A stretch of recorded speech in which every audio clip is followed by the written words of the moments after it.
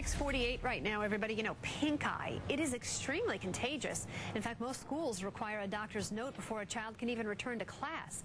Doctors say cases are on the rise this winter, and many people don't know how to correctly treat the problem of pink eye.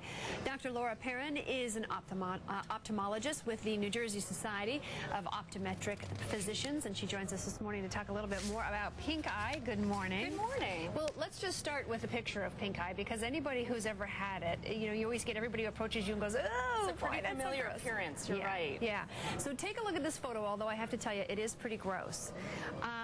Okay, now, I would say that actually doesn't look so bad compared to some that I've seen, but it is very red and icky. What do you know about pink eye that we need to know? Right. Well, first, conjunctivitis, or pink eye, is an inflammation of the transparent layer that covers the white part of the eye and the inner eyelids. Okay. There are three main types of conjunctivitis: allergic, chemical, and infectious, which is caused by either bacteria or a virus. So this year, maybe that's one of the reasons why we're so high on our pink eye, is the flu. Right. The flu season is in full force right now, so a lot of people are suffering from general flu symptoms, but the same germ can also affect the eyes. When we talk about pink eye being so contagious, how contagious is it, and really how would you contract it from one person to another? Well, again, there are different types of pink eye, but both infectious forms, bacterial and virus, can be transmitted, usually by touch. Okay. So when we talk about preventing pink eye, you do want to make sure you use soap and water very frequently to wash your hands. Try not to touch your hands to your face at all.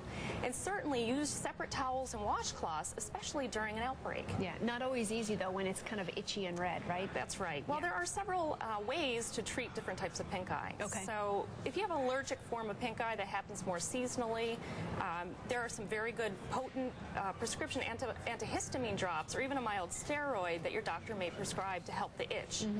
Chemical conjunctivitis is from air pollution, household sprays, even the chlorine from a swimming pool, and the doctor may prescribe a rinse or an artificial tear for that. Okay, go through some of these for us. Absolutely. Over here, what did you bring? Right, this is a very potent prescription antihistamine drop, again for allergic conjunctivitis in the springtime. And then these are the ones? Those are the artificial tears or rinses, which are great for, you know, parents can use this for a child's eyes. And it doesn't burn or sting. That's right, it's very mild. Use it at room temperature with some cotton balls, and you can rinse your baby's eyes to help them feel better. Now, would you use this if you had a bacterial or a viral conjunctivitis? Actually, we are very fortunate because there are some very potent antibiotic prescription drops now. And these are on the end here. Okay. And those are great for the bacterial type of conjunctivitis.